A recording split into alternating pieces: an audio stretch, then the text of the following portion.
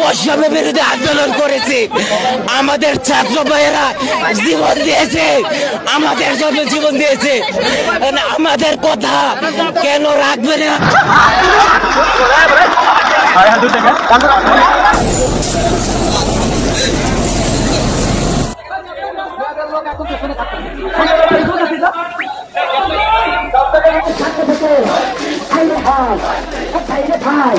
পর্যন্ত এখান থেকে যাব না, আমাদের দাবি একটাই, 35 করে তারপর এখান থেকে যাবো।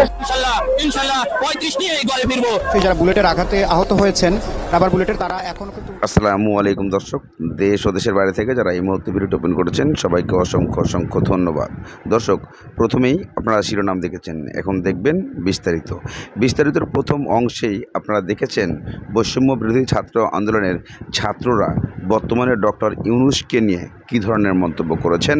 তারা বলছেন, শেখ হাসিনার বিরুদ্ধে আমরা যুদ্ধ ঘোষণা করে শেখ হাসিনাকে তাড়িয়ে ভুল করেছি, কারণ বর্তমানে ডক্টর ইউনূসের পুলিশ, র্যাব এবং সেনাবাহিনী আমাদেরকে গুলি করছে, পিটাচ্ছে। এই কেমন নতুন তথ্য নিয়ে আসলেন ছাত্ররা, যা কখনোই বাংলাদেশে কাম্য আমরা করি নাই। তবে এই কথাটুকু কতটুকু সত্য এবং কতটুকু যৌক্তিক, যা আমরা ভিডিওর মধ্যেখানে দেখতে পারবো। তবে প্রশ্ন এখানেই, কেন ছাত্রদেরকে ডক্টর ইউনূসের পুলিশ আবারও গুলি ছুটছে, রাবার বুলেট ছুটছে, আবারও মারামারি করছে? এই প্রশ্নর সূত্র ধরে তুলতে গেলে আপনারা দেখতে পাবেন যে বিভিন্নভাবে বিভিন্ন জায়গায় আবার নতুন করে আন্দোলন গড়ে তুলতে চাচ্ছে।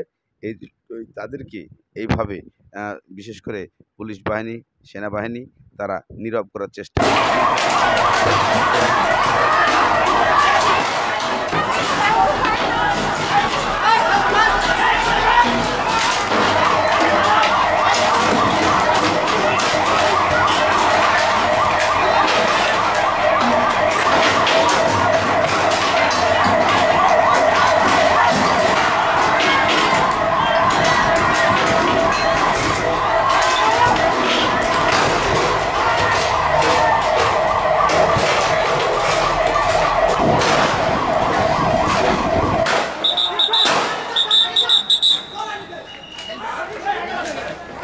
মাসের বেতন দেয় না, ঈদের আগে কোন করি, মানে আমরা বাড়িতে টাকা পয়সা দিতে পারি না, আমরা এনে খাই মনে করেন ভাড়া।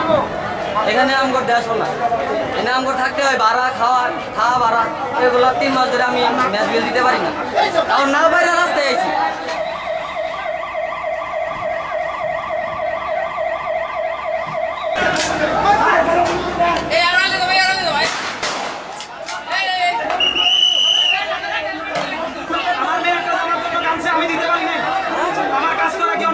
আমার কাজ করা কি দেখবেন আপনি? মাইরা তারপর অন্যায়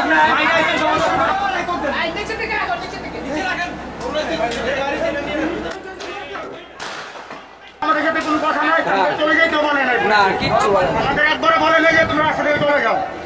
আইসা কোনো কথা নাই, আমাদের খাওয়া করা শুরু করছে, লাঠি চাপ, এখন কি গরম পানি মারছে, আমাদের 50 জন লোকের একটা গুলি রাখছে, এখন একটা দেখতেছে পাশে গাড়ি এরা পুলিশে ঢালা এরকম করছে।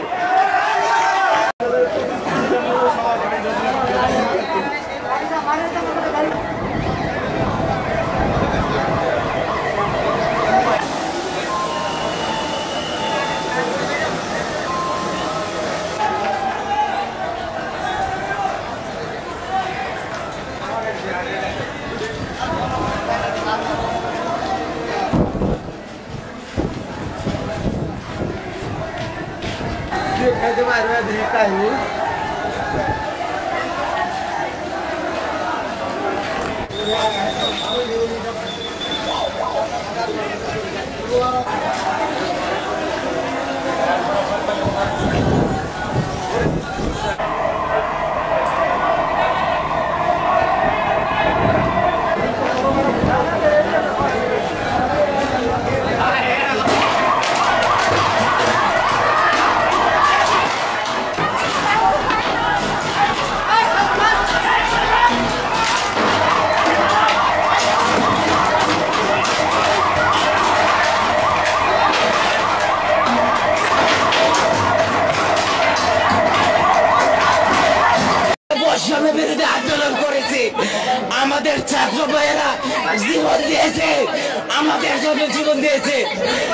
আমাদের কথা কেন রাখবে না?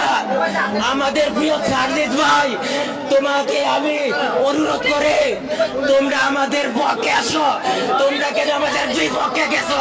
17টা গুনে গুনে ভাইবা দিছে, এই পর্যন্ত আমার জব হলো না। 17টা আপনি চাকরি ভাইবার ভিতরে আমি একটা বিলিট না, কেয়ার বলে কোটা, কেয়ার বলে সুপারিশ, কেয়ার বলে সুপারিশ। কেন আক্রমণ করলো? আপনারা কি বিশৃঙ্খলা করেছিলেন? আমরা এসেছি এখানে মাননীয় প্রধান উপদেষ্টা, আমরা বিভিন্ন ভাবে চেষ্টা করেছি, তার রিসিভ করার জন্য পারি নাই, তাই আমরা তার সাক্ষাতের জন্য সামনে এসেছি। কিন্তু পুলিশ হয়তো ভেবেছে যে আমরা বিশৃঙ্খল করবো, সেজন্য তারা টিয়ারশেল রাবার বুলেট মেরেছে। আমরা বুক পেতে দিয়েছি, আমাদের বেশ কয়েকজন সহযোদ্ধা অসুস্থ হয়েছে। তারপরে আমরা বলছি আমাদের জীবনের বিনিময় হলো, রক্তের বিনিময় হলো 35-এর সমাধান চাই।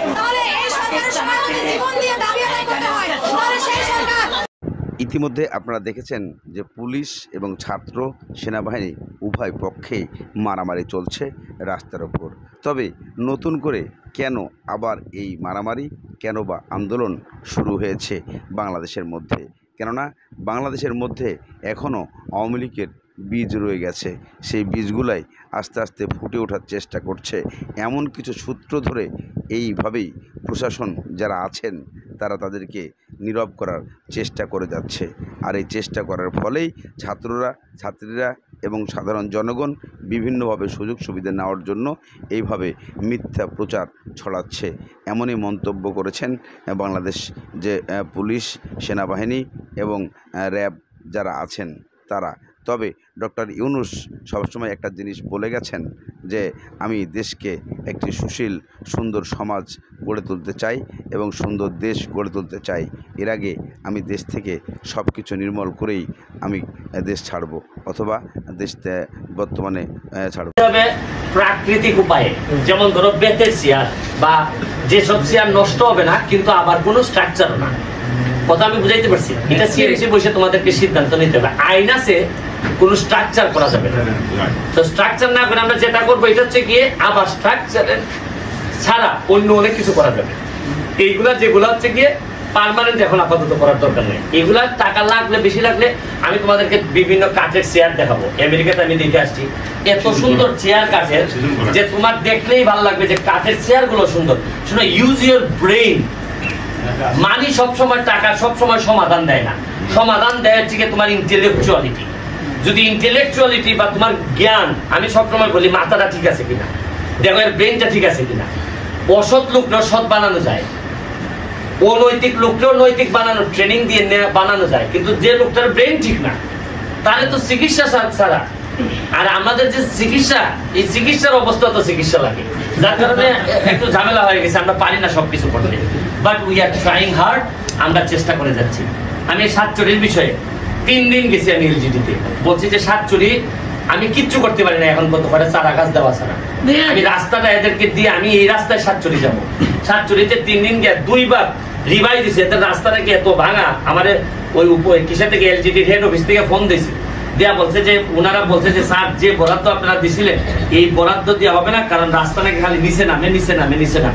সাতচুরির জন্য আমি কাজগুলো আগাই নিচ্ছি, আপনাদের অনেক সমস্যা সমাধান করে দিচ্ছি। কারণ আপনাদের এখানে একটা পর্যটনের একটা ভালো জায়গা হইতে পারে, কারণ আপনাদের পাশেই তো ইন্ডিয়া।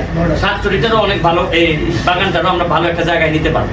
আর হচ্ছে কি এইখানে আপনারা জানেন যে এই যে কি পরিমাণ পাহাড় ভাঙতেছে, টিলা ভাঙতেছে, এখানে আমি একটা ব্রিজের এক্সটেনশন করে দিচ্ছি।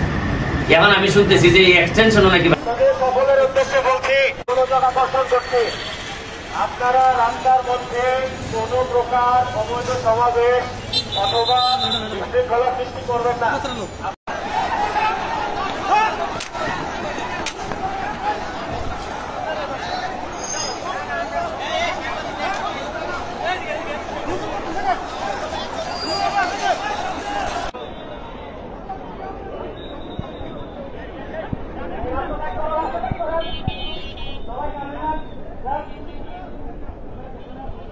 লাগবে আমার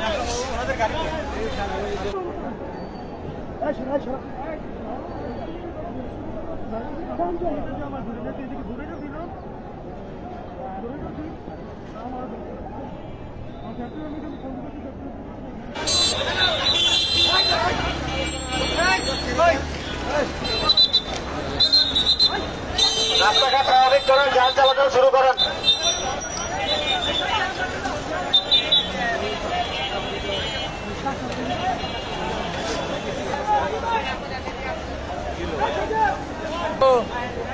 ভাই তাহলে আপনি খুশি ভাই আপনি কি